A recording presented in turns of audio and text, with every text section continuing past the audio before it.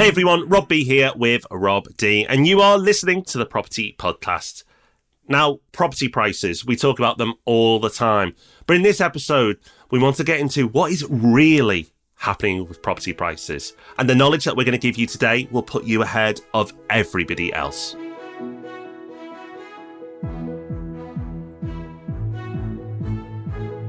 Welcome to the Property Podcast. Thank you for joining us. This is the show where we take time out from advising a multi-million pound property fund, which you can learn about at portfolio.co.uk, and putting together hundreds of transactions every single year and sharing the knowledge that we gain with you for free.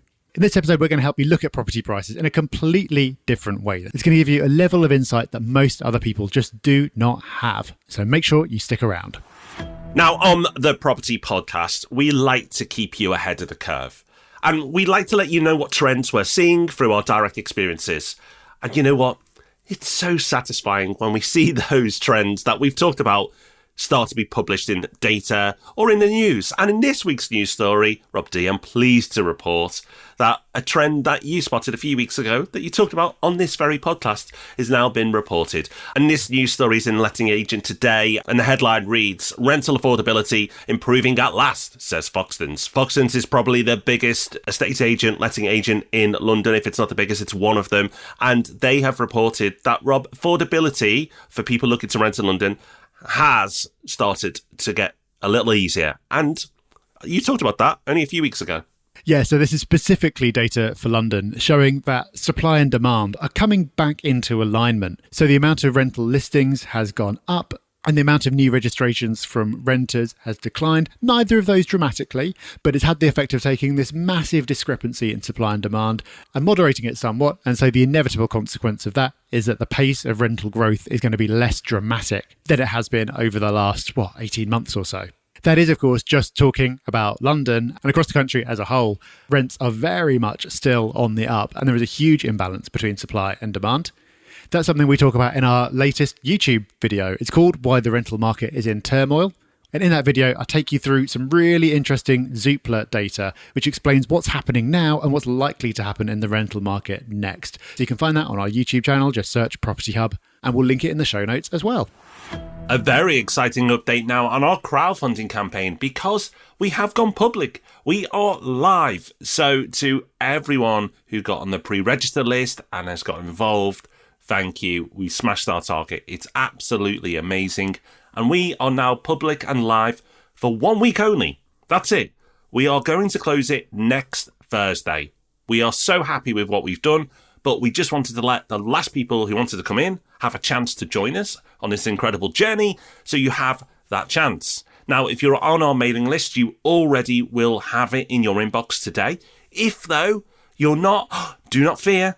Sign up to the Property Pulse email where you will hear personally from Rob D every single week and get loads of knowledge for free as well. So it's an absolute no-brainer. If you sign up to that mailing list, then you will get the weekly email and you'll also have the opportunity to join our crowdfunding campaign if you're quick.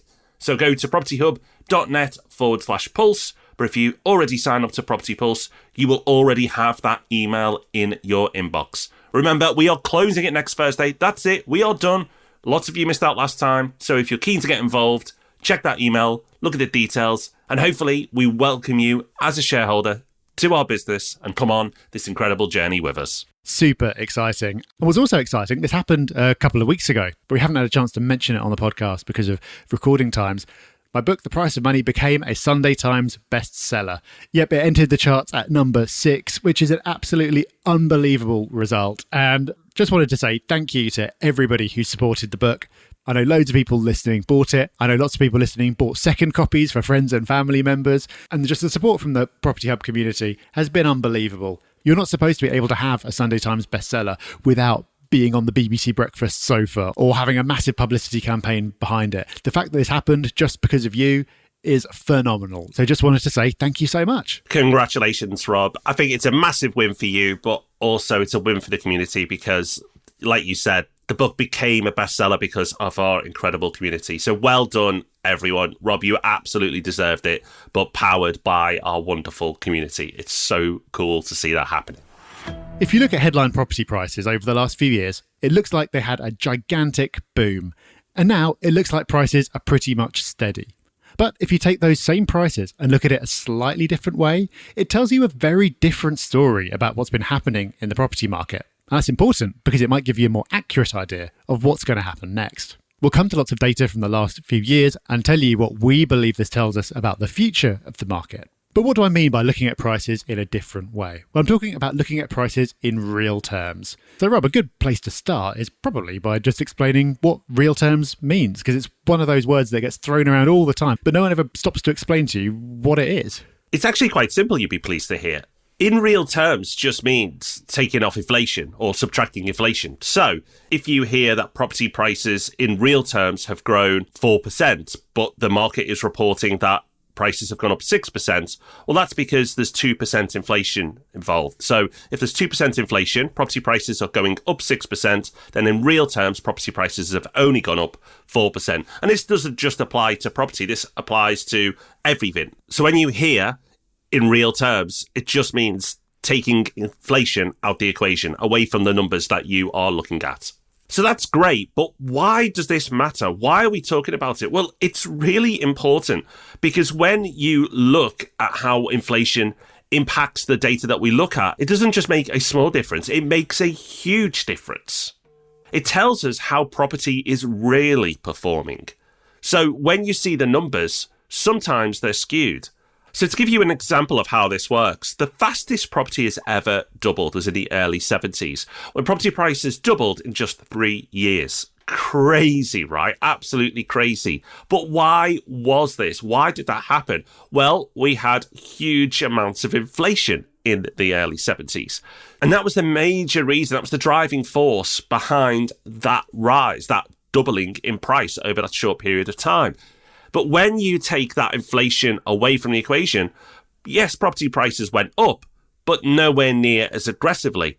A substantial amount of that growth during that period was down to inflation. So if you look at a historical chart of property prices in the UK and you zoom in on that time, you go, wow, property prices were absolutely flying. And they were, but also inflation was rampant. So in real terms, yes, property prices went up, but nowhere near as aggressively as the data shows at first glance. Exactly. I've got another important example of that coming up later. But yes, talking about prices in real terms will tell you if property is just benefiting from general inflation or if it's specifically outperforming. And we know that property does benefit from general inflation. It did during that period of the 70s, even when inflation was absolutely rocketing, and it does at other times as well.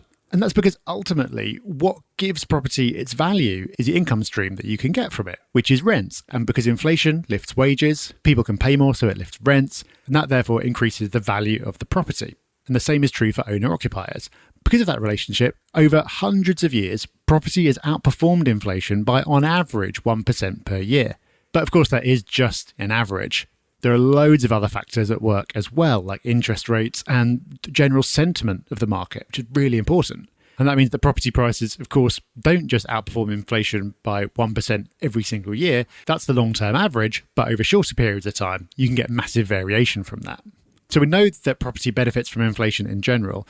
And by looking at prices in real terms, you're stripping that out. You're getting rid of inflation and you're just looking at what property specifically is doing in its own right.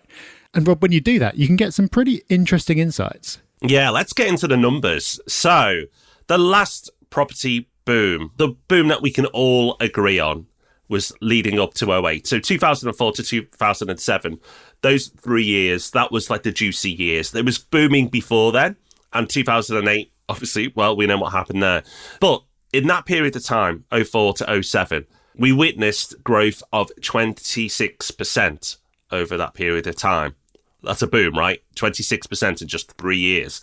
But how much of that was inflation? Well, inflation was relatively modest. It was 10.5% over the same period.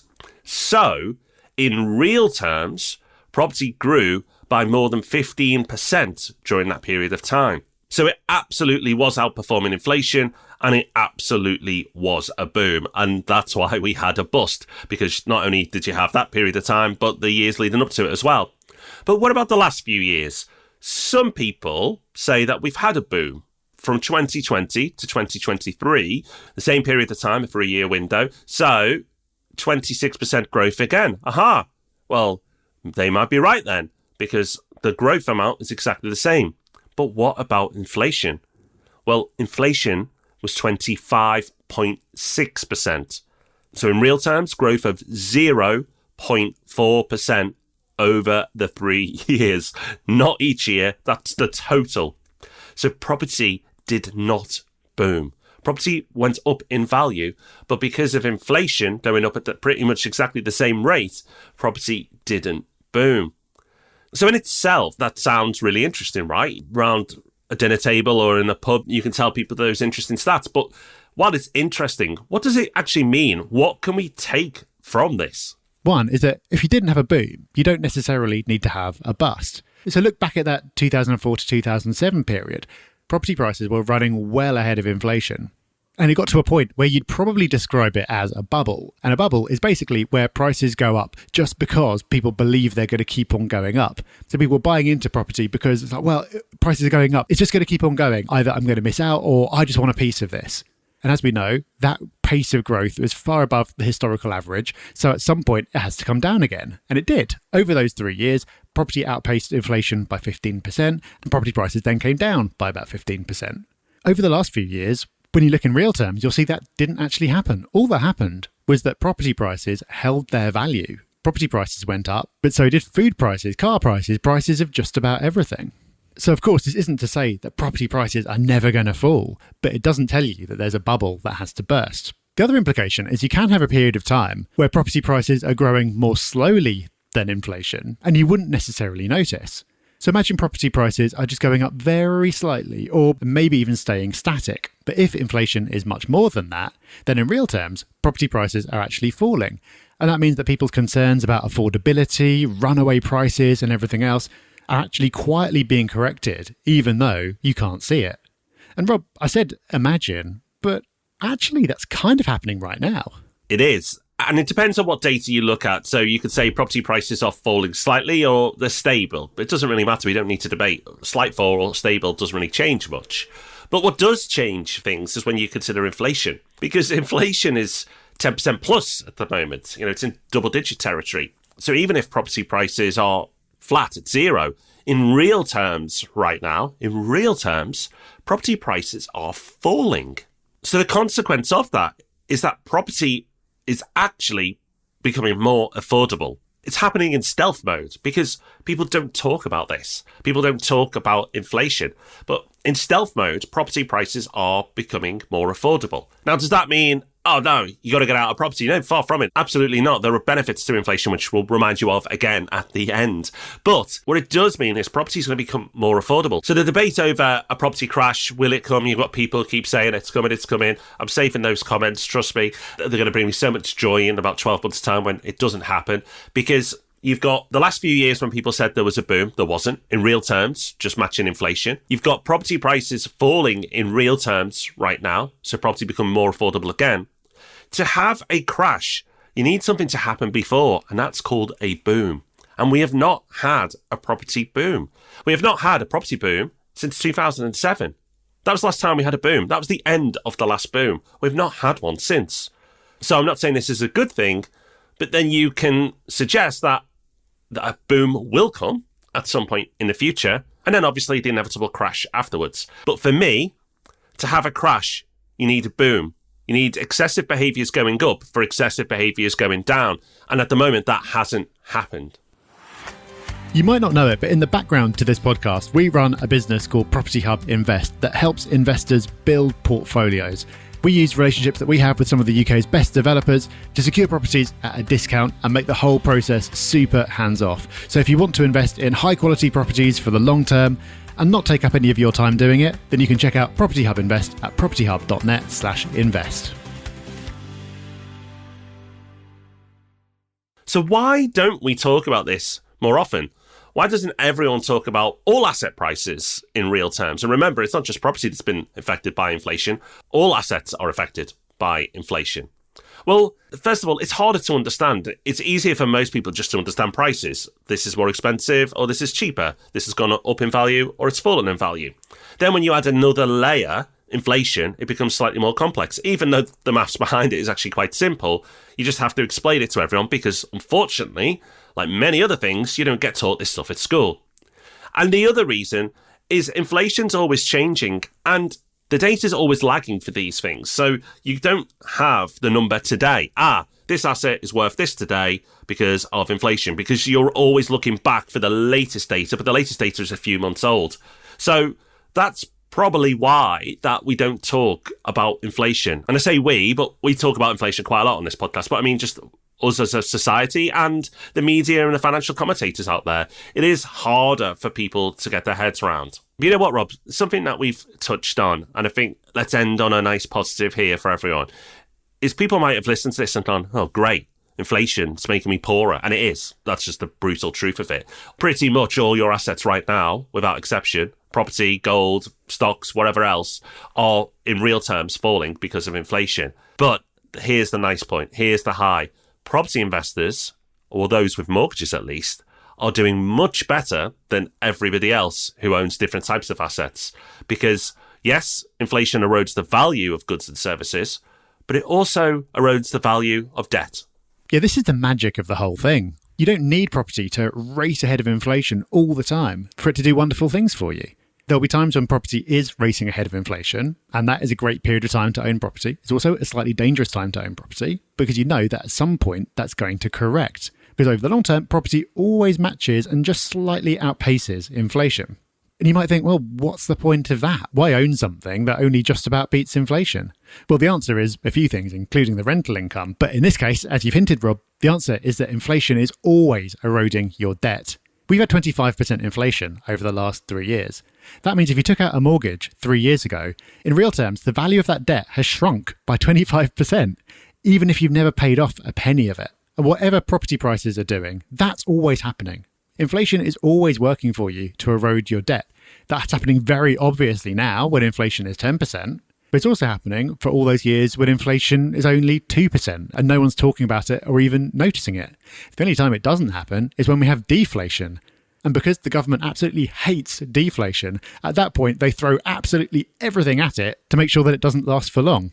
That's a concept I feel like I talk about all the time. I feel like we covered it so many times on the podcast, but I feel like we need to, because for all this country's obsession with property investment, I feel that that's something that very rarely gets spoken about, but is the absolute key to what makes property such a fantastic investment. And this is what we love doing on the podcast, is giving you that knowledge that takes you to the next level, because it's not hard to gain a surface level of knowledge when it comes to property investment. You buy a property, you get a mortgage, you rent it out, and over the long term it goes up in value. Yes, that's all true. And yes, there are lots of headaches along the way as well, which we talk about on the podcast a lot also. But it's when you just go, not several layers more into this, but just, a few layers more. Understand the economics, understand how our world works. That if it lands properly, should not scare you, but actually get you more excited about property, because it's when you truly understand the economics behind it, what's happening in this country, how most people all the time are getting poorer, which is wrong because of inflation, then hopefully it empowers you to take action. And I've said this before on the podcast, and I will not stop saying it because we are passionate about this, but please share this knowledge. This information should be benefiting you, but let others know. I don't feel the way the system works is fair, but if you understand the rules of the game, then you can take advantage of the game. Unfortunately, most people don't understand the rules. So share the podcast, share the YouTube videos, share Rob's book, help people understand what is happening. And then not only you can prosper and benefit, but your friends, your family, your colleagues, other people that you know in your life as well can also benefit and prosper. The information is there, it's just hard to grasp, but we'll keep bringing it to you on this podcast.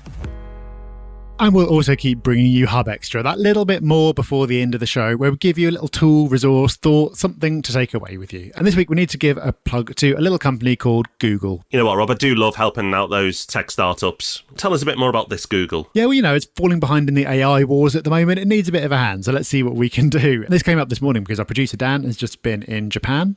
And he's talking about how he used something called Google Lens to translate menus and signs and translate things that would otherwise be basically impossible to understand. And I've done this before a little bit, and it's basically magic. You hold your phone over something incomprehensible, and on your screen, it live in front of you, like as augmented reality, shows it to you in English. It's absolutely phenomenal. And as we were talking about that, Rob, you said that you'd made use of Google Photos in an interesting way. Yeah, Google Photos has been a Hub Extra recommendation many moons ago now, but it's worth just highlighting again because it's so powerful.